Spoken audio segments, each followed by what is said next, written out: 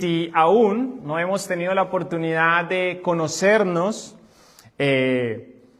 permítame presentarme. Mi nombre es Jefferson Hernández y por la gracia de Dios tengo la dicha de predicar una vez más su bendita y poderosa palabra a fin de exponerles 5 verdades que necesitamos saber, creer y recordar sobre los discípulos de Cristo. Pero antes de eso, permítame contarles cómo es que en el pasado las personas se convertían en discípulos. Y para eso les voy a contar algo de la tradición judía del primer siglo. En aquel entonces, este proceso comenzaba a los 5 años de edad, cuando el niño ingresaba a la escuela hebrea para aprender la Torá. A los 10 años, ya estos niños que por 5 años habían estado estudiando la Torá, ya conocían la Torá a los 10 años. Y los mejores estudiantes continuaban sus estudios sobre el Antiguo Testamento, mientras que el resto regresaba a casa para aprender el oficio de la familia. A la edad de 17 años, si querías hacer una carrera en estudios religiosos, debías buscar al rabino que más admiraras y hacer un examen para convertirte en uno de sus discípulos. Y la manera en que tú te acercabas o accedías a ese rabino era acercándote a él, y una vez estando cerca de él debías ir y sentarte a sus pies. Esa era la forma en la que tú le pedías a ese rabí, dígase, dicho sea de paso, rabino, rabís, quiere decir maestro. A ese maestro, esa era la manera en que tú le preguntabas si podría ser su discípulo. Hoy, de manera particular, quisiera agradecer a nuestro diácono, Ronnie Torres, de paso a otros hermanos que junto al hermano Ronnie van a estar invirtiendo en la instrucción de otros hermanos. Ellos están ahorita ejerciendo un papel de maestros. Y si nosotros viviéramos en aquel entonces, en el primer siglo, tú pasabas sobre todo este proceso y a tus 17 años, conociendo la Torá ya, conociendo el Antiguo Testamento, la Torá desde los 10 años de edad, imagínense, porque empezaste a los 5. A los 17 ya estás amplio en lo que es el Antiguo Testamento y tú quieres seguir aprendiendo, y ya llega el momento de ir a buscar a ese rabino para que te instruya. Y en ese tiempo, si lo trajéramos ahora, entonces tú podrías decir, bueno, yo admiro mucho a nuestro diácono, Ronnie Torres. Y yo no les culparía por ello. Yo también lo admiro. Si yo tuviera que tomar esa decisión, yo con gusto me pondría a tus pies para ser instruido. Y junto a él también a los otros rabinos que Dios está levantando, más los que van a levantar. Y así sucesivamente ellos seguían ese proceso con esto en mente y con esto como meta. La meta del discípulo era volverse como su maestro. Y a su vez, en el caso del maestro, su meta era que sus discípulos supieran lo que él sabía e hicieran lo que él hacía, o sea, que ellos lo imitaran. De ahí porque estos rabinos solían ser exigentes a la hora de escoger. De hecho, cuando la persona se le ponía a los pies, ellos comenzaban a hacerle preguntas a esa persona y les ponían pruebas. Y si respondían bien esas preguntas y si esas pruebas las pasaban, pues veían ese potencial, esa capacidad y decían, bueno, como yo lo que quiero es multiplicarme, a ti te escojo. Por favor, tengan eso en mente. Y ahora sí, vamos a leer el relato de hoy. Y para ello les invito a que se pongan de pie en reverencia a la palabra del Señor que es poderosa, es inspirada por Dios, es eterna, es suficiente. Y esto es lo que dice Mateo capítulo 4, versículo 18 al 22. Cierto día, mientras Jesús caminaba por la orilla del mar de Galilea, vio a dos hermanos, a Simón, también llamado Pedro, y a Andrés, que echaban la red al agua, porque vivían de la pesca. Jesús los llamó: vengan, síganme, y yo les enseñaré cómo pescar personas. Y enseguida dejaron las redes y los siguieron.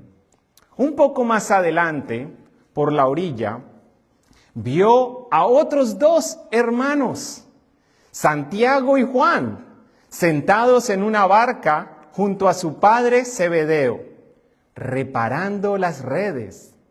También los llamó para que los siguieran. Ellos, dejando atrás la barca y a su padre, lo siguieron de inmediato.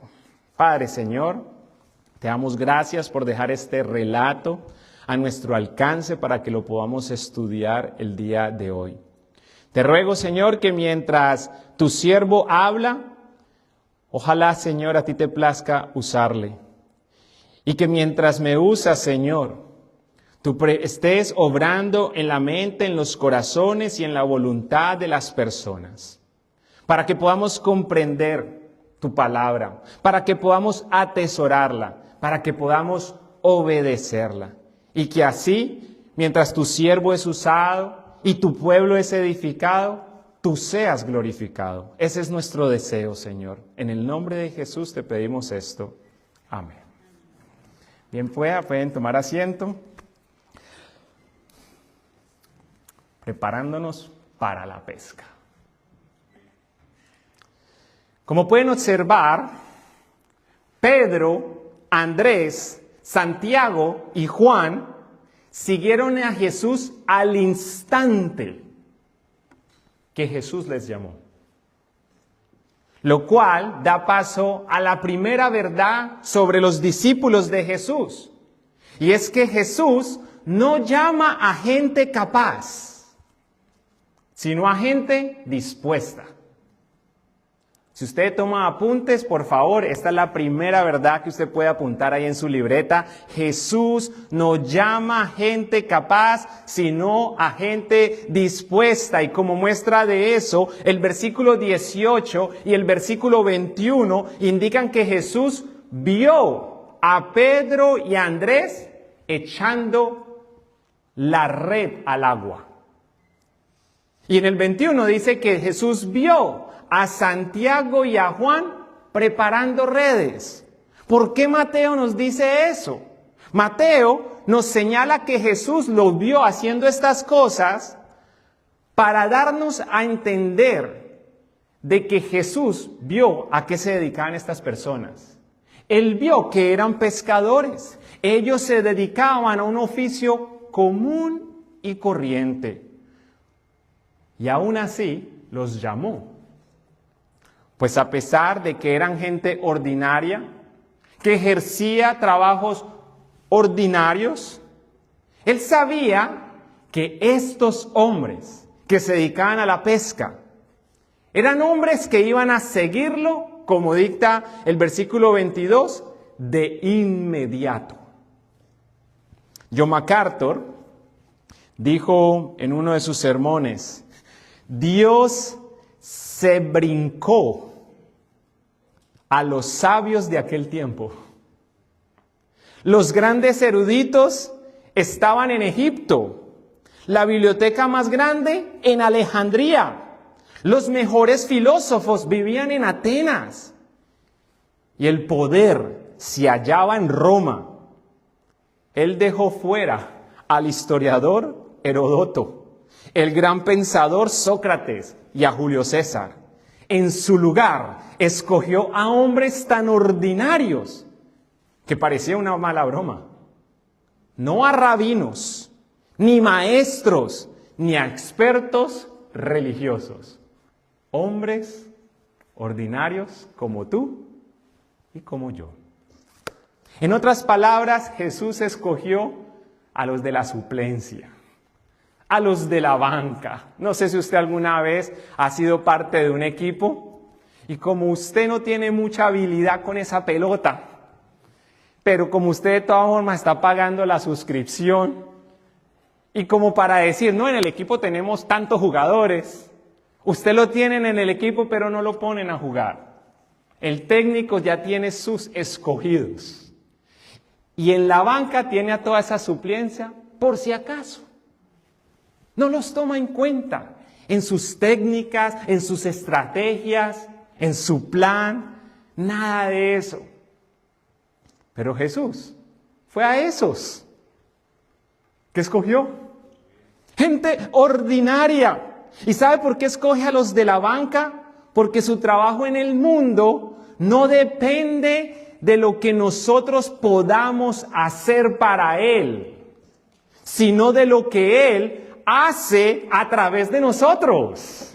Permítame repetir esto una vez más porque esto es fascinante. La obra de Dios no depende de lo que nosotros podamos hacer en nuestras propias capacidades, sino de lo que Él hace a través de nosotros cuando estamos dispuestos. Por consiguiente, deja de decir que no eres capaz, que tú no eres capaz de hacerlo. Pues al fin de cuentas, Él no necesita de tus habilidades. Él simplemente aprecia y usa tu disponibilidad. Y la pregunta que te puedes hacer desde ya es, ¿estoy dispuesto? Como dijo alguien, Dios no siempre llama a gente capacitada. Y digo no siempre porque obviamente esto no quiere decir que Dios vea a alguien que tiene una capacidad en matemáticas y Él dice, no, este sabe mucho, tengo que escoger a uno que sea analfabeta. No es de eso que estamos hablando. Hay veces que Dios va a escoger a una persona que es muy capaz para hacer muchas cosas, pero jamás lo ha escogido porque sea capaz. Dios no siempre escoge gente capaz, dijo alguien, pero siempre capacita a los dispuestos que Él llama. Dios no siempre llama gente capacitada, pero siempre capacita a los dispuestos que Él mismo llama, lo cual da lugar a la segunda verdad. Ya que estamos reconociendo que Él es quien nos llama, lo que estamos diciendo con esto es que Él es quien nos escoge. Y la segunda verdad es esa. Nosotros, los discípulos de Jesús, no lo escogimos a Él. Él nos escogió a nosotros. En el versículo 19, usted puede ver que Jesús fue quien los llamó y les dijo, vengan. Fue Jesús diciéndole eso a cada uno de ellos. Como dije al inicio, la tradición era que si estabas entre los mejores de tu clase, tú te presentabas ante un rabino y si a él le gustaba lo que veía y oía de ti, entonces él te escogía. Y con eso él te daba a entender que creía en ti. Sin embargo, en el caso de los discípulos de Jesús, ni siquiera tuvieron que sentarse a sus pies. Pues en vez de esos, Jesús fue a buscarlos cuando ellos ni siquiera lo estaban buscando. Y lo mismo podemos decir nosotros. Es Jesús quien nos buscó a nosotros, no nosotros a Él. El mismo Jesús dijo en Juan capítulo 15, versículo 16, ustedes no me eligieron a mí. Yo los elegí a ustedes. Les encargué que vayan y produzcan frutos duraderos. Así el Padre les dará todo lo que pidan en mi nombre. Sabiendo que Jesús no llama a gente capaz, sino a gente dispuesta, y reconociendo que nosotros no lo escogimos a Él, sino que Él nos escogió a nosotros, la tercera verdad es que el llamado principal de los discípulos de Jesús es a seguirle. No es hacer algo, sino a ser alguien, a ser como alguien. Porque es en la medida que nosotros le seguimos que nosotros comenzamos a ser como Él. ¿Por qué? Porque estamos más tiempo con Él. ¿Usted no ha visto que usted, de alguna manera, usted comienza a parecerse a la gente con la que anda? Usted comienza a andar con una buena influencia y de alguna manera algo se le pega. Ande con alguien de mala influencia y algo se le pega. La idea de sígame, lo que el Señor está invitándolos es a anden conmigo y sean como yo. Eso explica por qué Él no les dijo a dónde iban. Porque por lo general si yo te digo a uno de ustedes, hermano, sígame, usted me dice, ¿a dónde vamos? Pero en aquel entonces, de parte de un rabino, decirle a alguien, sígueme, era decirle, vamos a empezar un proceso. Pues la intención de Jesús no era invitarlos a un lugar, sino un proceso de aprendizaje, mediante el cual aprenderían a pensar, a hablar y a actuar como Él, lo cual requería que ellos confiaran en Él y en su palabra, tal y como ocurriría hoy si usted tuviera que seguir a una persona o cuando usted se le invita a seguir a alguien, lo más seguro es que a ese alguien que usted va a seguir es una persona en la que usted está comenzando a confiar. ¿Y cómo usted hace para confiar en esa persona? Conociéndole. O dicho de otra forma, para volvernos como Jesús, necesitamos confiar en Él. Para confiar en Él, necesitamos conocerlo a Él. Y para conocerlo a Él, necesitamos que acudir a su palabra. A muchos de nosotros nos cuesta confiar en Jesús porque poco estamos acudiendo a su palabra. Preferimos confiar en nuestras propias capacidades, preferimos confiar en las personas que nos rodean, confiamos en lo que tenemos, lo que sabemos, lo que podemos, porque no nos damos cuenta que con Cristo, aunque no tuviéramos nada, con Él lo tenemos todo. No necesito de eso que tengo, lo que necesito es a Jesús. No nos damos cuenta que el que es verdaderamente sabio, y no solamente sabio, sino omnisciente, lo sabe todo, es Él. Es a Él al que tengo que conocer. Pero esas cosas nosotros las aprendemos acudiendo constantemente a la palabra de Dios. De ahí es como nosotros comenzamos a conocerlo en su palabra. Y a medida que lo comenzamos a conocer, eso va creando una confianza en Él, porque ahorita vemos, wow, es en Él que yo quiero confiar. Y cuando le estoy confiando en Él, de repente ocurre lo inimaginable. Una persona ordinaria comienza a desarrollar en sí, por el poder del Espíritu Santo y el poder de la palabra de Dios, unas cualidades muy similares a las de Jesús. Y comenzamos a parecernos cada día más a Él. De ahí la importancia de que tú leas la Biblia con regularidad. Que te congregues y oigas las predicaciones de todos los domingos. Que asistas al discipulado que empezó hoy. Que te conectes a los semilleros. Hay semilleros de varones, hay semilleros de damas, tenemos los semilleros de los niños, semilleros de adolescentes de middle school, semilleros de adolescentes de high school. Ahí están estos semilleros. ¿Y por qué no? Que ingreses al Instituto Bíblico. Heme aquí. Si tú estás realmente comprometido con volverte como nuestro excelente rabí, como nuestro maestro, Señor y Salvador, entonces saca provecho de estos recursos que la iglesia tiene a tu disposición. Pues a medida que su palabra se impregna en tu interior, tus metas, tus acciones, y óigame en esto, y tus reacciones se parecerán más a las de Cristo.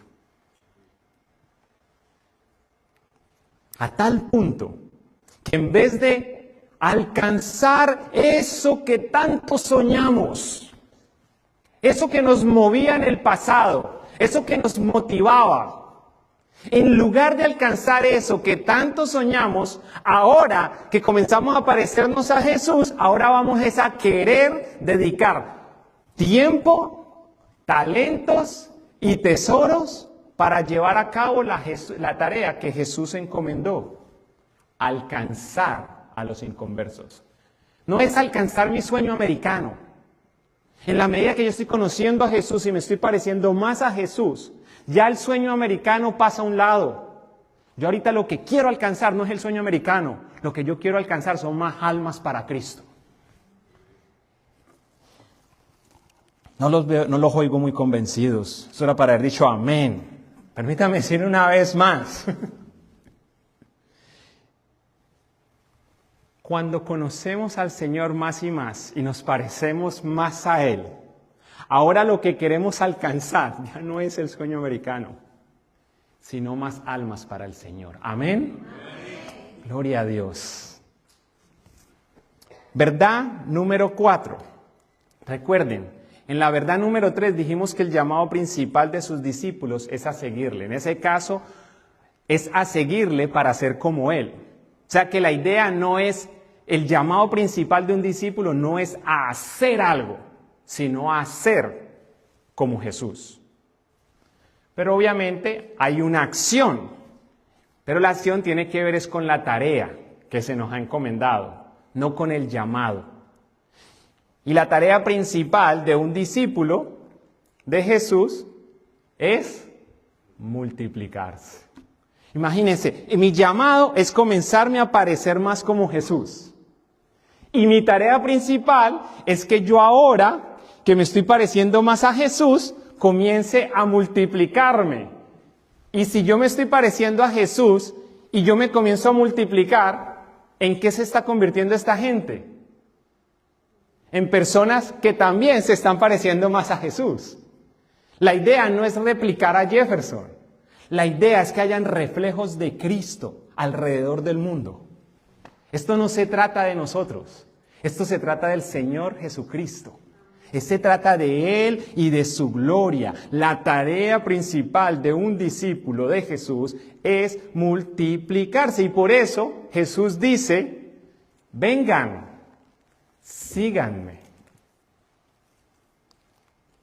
Y yo les enseñaré cómo pescar personas.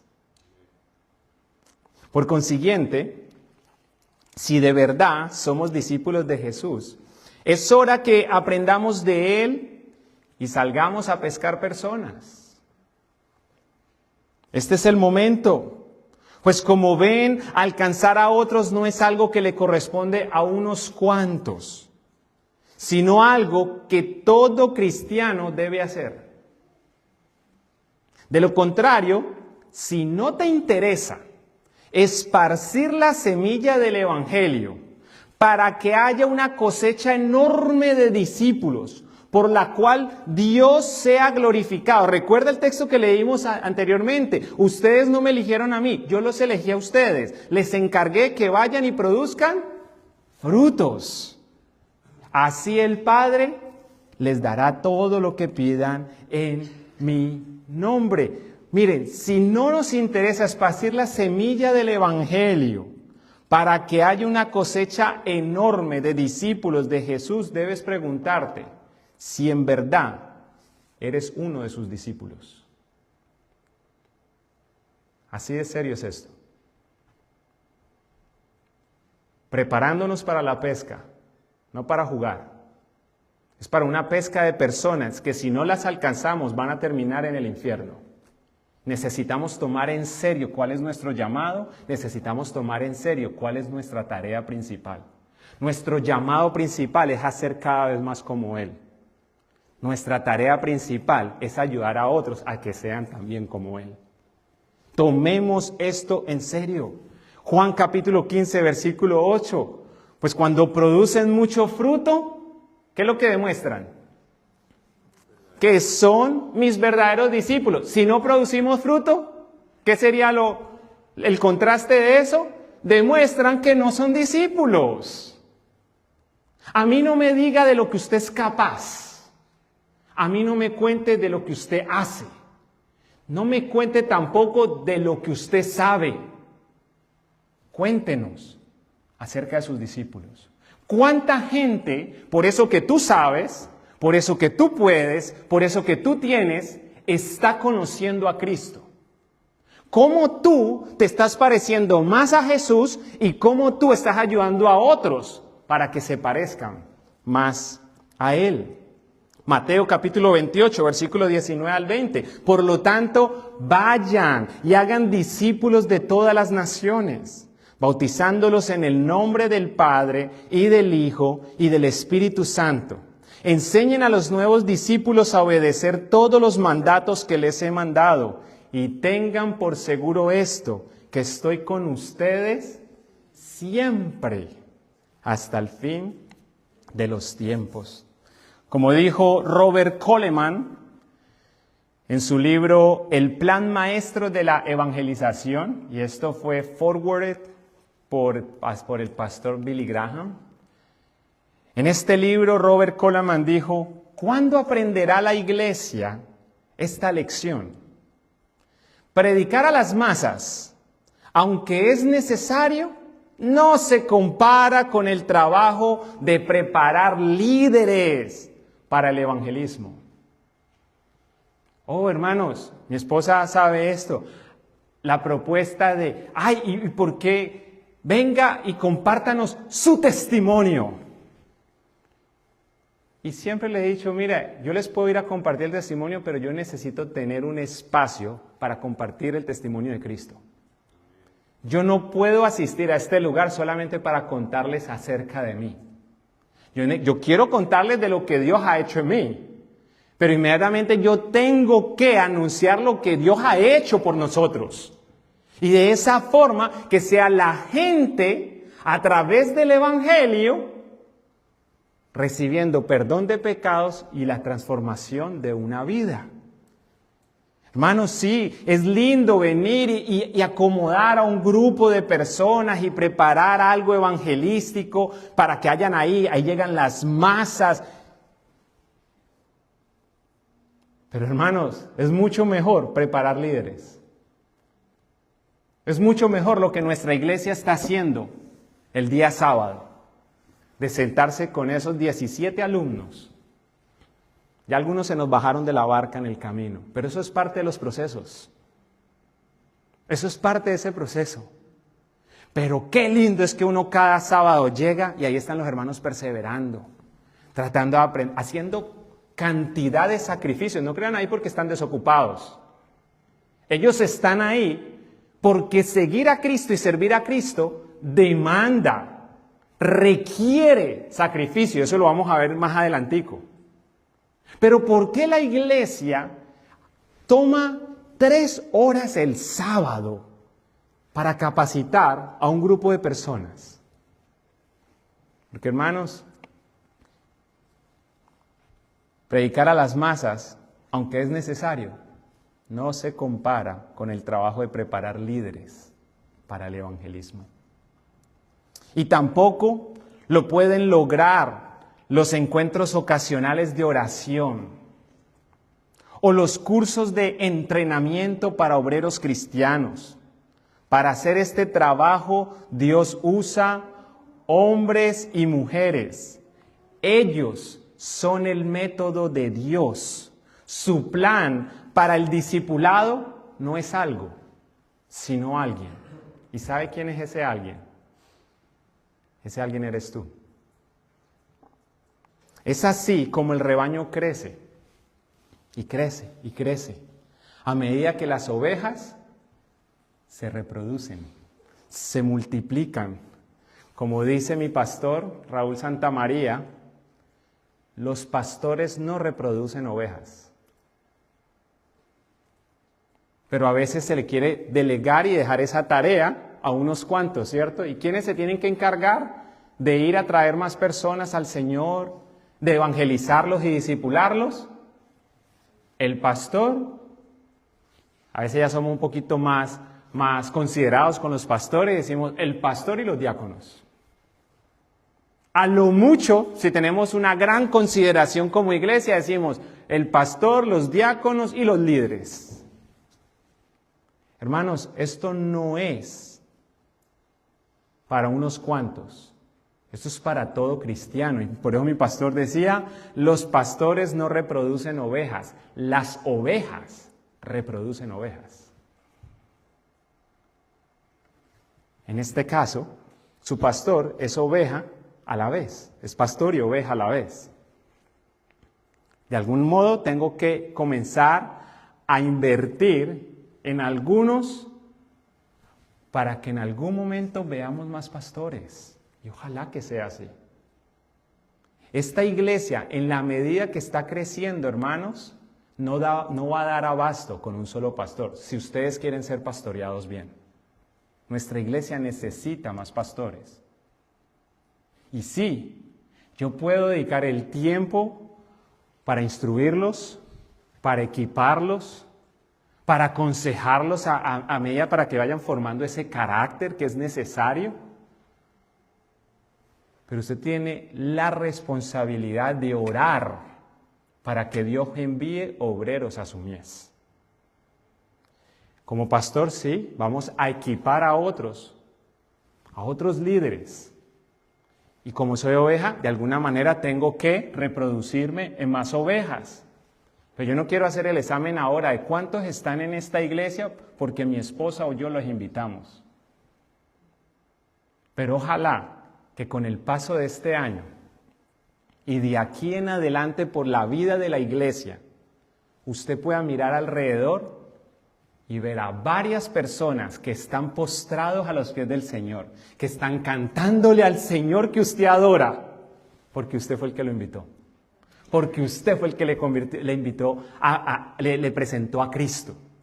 Y así las ovejas se están reproduciendo y hay más ovejas, lo cual implica compromiso, dedicación y sacrificio. Y esa sería la verdad número 5. Para seguir a Jesús, debemos estar dispuestos a dejarlo todo. Mis hermanos, en una manera de resumen, dije que Jesús no llama a gente capaz sino a gente dispuesta, porque fue obvio que Jesús no escogió a la gente más capacitada, sino que escogió a aquellos que le siguieron al instante, de inmediato. Fue Jesús quien los escogió a ellos, es Jesús quien nos escoge a nosotros, no nosotros a Él. Recuerden, el versículo 19 muestra que Jesús fue el que los llamó y le dijo, vengan. ¿Para qué? Para ser y para hacer. ¿Para hacer qué? Más como Él. Ese es el llamado principal de un discípulo, ser más como Él. ¿Y para qué? En hacer, ¿para qué? Para que nos multiplicáramos, para que hiciéramos discípulos. Por eso Él les dice, vengan, síganme, o sea, sean más como yo, y yo les enseñaré cómo pescar personas. Pero mis hermanos, esto requiere sacrificio. Para seguir a Jesús debemos estar dispuestos a dejarlo todo. Y por eso el versículo 22 concluye con esto. Ellos, dejando atrás la barca y a su padre, lo siguieron de inmediato. En otras palabras, dejaron atrás lo mejor que tenían, su oficio y su familia. Bote. Esta era la herramienta con la que se ganaban la vida. Padre, la persona con quien un hebreo tenía la relación entre varones, la relación más significativa que podían tener. Pero ¿qué nos dice el texto? Ellos dejaron atrás la barca y a su padre y lo siguieron de inmediato. ¿Qué significa esto? Significa que para seguir a Jesús, Él debe ser lo más importante. Él debe ser más importante que todo lo demás. Y si bien muchos de ustedes, al igual que mi persona, no tendrán que elegir entre Jesús y sus padres, hay personas que sí. Hay personas que por seguir a Cristo, sus padres le van a dejar de hablar. Hay personas que por dar el paso de obediencia del bautismo, por aguas, por inmersión, sus padres se van a enojar porque ya no están con la iglesia tradicional. Ahora se han vuelto cristianos, van a decir. Y van a decir cosas como, estás traicionando a la familia, a la religión de tus padres. Pero mis hermanos, seguir a Cristo va a implicar obedecer a Dios antes que a los hombres. Ustedes saben que hay partes en el mundo, yo les he contado esta historia, porque nos la contó uno de nuestros misioneros. Sepa que cuando usted está ofrendando a una persona que está ministrando personas en el contexto que les voy a contar. Ellos evangelizan a una persona, a una joven. La joven reconoce a Cristo como Señor y Salvador, da el paso del bautismo, su padre descubre esto y ¿sabe qué hace este hombre? Agarra un ladrillo y la mata. Estamos hablando de allá del oriente. Cuando él llega a la corte, como ahí lo que rige es la ley musulmana, él simplemente dice, ella deshonró a su padre. ¿Cómo le deshonró? Se incorporó a esa secta de los cristianos. Inocente, queda libre. ¿Sabía esta muchacha que le podía ocurrir algo como eso? Sí. Ella tenía que tomar esa decisión. ¿Dejo a mi padre o no? Y obviamente seguir a Cristo le implicó una enemistad que le costó su vida con su propio padre. A otros quizás tendrán que cambiar de carrera o de trabajo para poder ser parte de una iglesia local en la que puedan participar más. Tal vez a ti te hacen una oferta ahora mismo, una oferta de trabajo que soñaste toda tu vida. Pero lo primero que te dicen es, mira, por esta carrera, por este sueldo, desde ya hazte a la idea que a lo mucho te vas a poder congregar 2 domingos. Porque los domingos tienes que trabajar. ¿Qué vas a hacer tú? Esas son las decisiones que tienen que tomar los deportistas. Y yo estoy seguro que si fuéramos a ver en el mundo, vamos a encontrar que hay cristianos que tienen más talento que Messi y que LeBron. Pero prefirieron lo mejor, a Cristo. Dejar el bote no era fácil, pero ellos estaban dispuestos a hacer ese sacrificio. Dejar al Padre no iba a ser fácil, pero ellos estaban dispuestos a hacer ese sacrificio.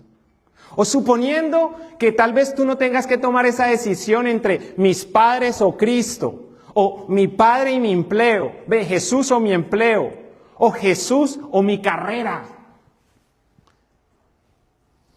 Suponiendo que eres llamado a las misiones, hay muchos que tendrán que dejar tanto su trabajo como a sus padres, ambas cosas, para llevar el evangelio a otras partes del mundo.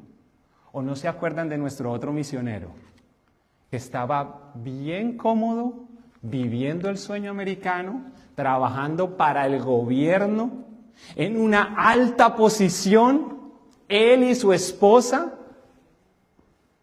¿Y a dónde están ahora? En el Líbano, viviendo de nuestras donaciones.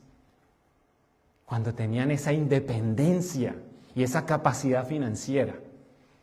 Viviendo el sueño americano que muchos quizás ahorita anhelan. Porque todavía su mayor anhelo es alcanzar el sueño americano en lugar de alcanzar las almas. Mi oración, iglesia, es que todos comencemos a cultivar y a desarrollar una mentalidad del reino, donde ya no vivimos para nosotros, sino por aquel que murió y resucitó de entre los muertos, para nuestra salvación y para la gloria del Dios Padre. El punto es que todos, de una u otra manera, tendremos que decidir qué es lo más importante en nuestra vida. ¿Qué es lo más importante para ti? En conclusión, tú eres el método que Jesús escogió. No son los programas, no son las actividades, eres tú. Tú eres el método y por lo tanto oro por ti para que este año te conviertas en ese discípulo que sigue, imita y comparte a Jesús. Y no se asusten que no estamos pasando el platillo para que dé ofrenda. Aquí el que ofrenda es el que quiere, ahí hay unos buzones. Ustedes jamás nos van a ver aquí tratando de manipular un sermón para que usted dé. El que da porque quiere. Nosotros confiamos en el Señor. Y, eso sí, agradecemos a todos los que aportan, porque nos ayudan a sostener esta obra de alguna manera. Entonces no es el platillo que están pasando, es unos materiales de los cuales les voy a hablar en un momento. Mientras tanto, vuelvo a la conclusión, tú eres el método que Jesús escogió. Y por lo tanto, oro por ti para que este año, no el 2026, sino el 2025, para que este año te conviertas en ese discípulo que sigue a Jesús, imita a Jesús y comparte a Jesús con otros, para que así Jesús sea multiplicado en este mundo. Así como oyes, hacer discípulos es tan sencillo y quizás esto va a animar a aquellos que decían, es que yo no soy capaz. Acuérdate, Dios no llama a gente capacitada, Él capacita a los que llama. Pero mira, hacer discípulos es tan sencillo como enseñarle a alguien a seguir a Jesús, así como tú lo sigues a Él, con la ayuda del Espíritu Santo y la guía de su palabra. Jesús, esta es la parte mejor de este proceso. De acuerdo a la gran comisión, Jesús ha prometido estar contigo. Y yo sé que ahorita se están, ¿cómo se dice?, distrayendo con lo que leímos, pero por favor, todavía mantenga esta atención aquí. Ya vamos a tener un rato para mirar lo que tienen en sus manos. Eso fue error mío. Él me dijo, ¿cuándo los pasamos? Yo le dije, no, cuando yo diga en conclusión. Y los hermanos lo hicieron muy bien, lo pasaron cuando yo les pedí que lo pasaran. La culpa fue mía. Mis hermanos, lo mejor de este proceso es que Jesús prometió estar con nosotros. Así que pídele a Jesús que te ayude a identificar a la persona que tú debes pescar. Y como verás en las siguientes predicaciones, no solamente es una responsabilidad que tenemos como cristianos y un privilegio, pero también es algo que se hace uno a la vez. Olvídate de que son masas las que debemos alcanzar. Sí, a veces se pesca con una red, pero esa no es la idea de pescar que tiene todo pescador o que identifica a todo pescador. ¿Algunos lo hacemos? Uno a la vez. ¿Cuántos de aquí han ido a pescar alguna vez? Es un proceso que usted solamente tira y saca y otra vez tira y usted ya cansado de sacar tantos peces. La última vez que yo pesqué, no pesqué nada. Resfriado, dice el hermano. Y yo sí, en ese tipo de pesca, me rendí. Nunca más volví a ir a un lago por la frustración. Pero sí veo que los otros hermanos regresaban. O ese mismo día pasaron más tiempo, tirando, poniendo carnadita. Y con paciencia, un pescado a la vez. Hermanos, así, y no como yo cuando pesco peces de verdad, o que no pesco peces, más bien. Así como el que tiene esa paciencia, uno a la vez, vamos por uno. Y que el Señor te ayude a identificar a quién debes pescar. Ponte a pensar en esto. ¿Qué sería si cada uno de los que estamos aquí hiciéramos este compromiso y le pidiéramos a Dios que nos mostrara esa persona que traeremos a Jesús? ¿Qué pasaría si cada uno en nuestros grupos, de jóvenes, de damas, de caballeros, o en los grupos en donde Dios nos ha puesto, en un trabajo, en un club de fútbol, de algún equipo para el que usted juegue, en tu gimnasio? ¿Qué pasaría si en nuestros grupos nos pusiéramos la meta de alcanzar a alguien para Jesús este año? Yo te voy a decir qué va a pasar. Si tú logras que esa persona, si Dios te usa para que esa persona se acerque a Cristo y se acerque a esta iglesia local, vamos a llenar esta mitad. Porque hay suficiente pescador, suficiente oveja para que se reproduzcan en más ovejas. Y Dios quiere que tú participes. El Dios que creó los cielos y la tierra quiere hacerte parte de su obra maravillosa. ¿No es eso maravilloso? ¿No es eso un privilegio para ti? Que tú digas, yo me vine aquí pensando en muchas cosas que de pronto iba a oír, pero jamás pensando en que Dios me quería usar. Eso es lo que Dios te está diciendo hoy. Dios quiere usarte y celebra eso. ¿Qué pasaría si cada uno de nosotros nos pusiéramos esa meta de alcanzar a alguien para Jesús? ¿Qué pasaría si cada uno alcanza a uno? Uno a la vez.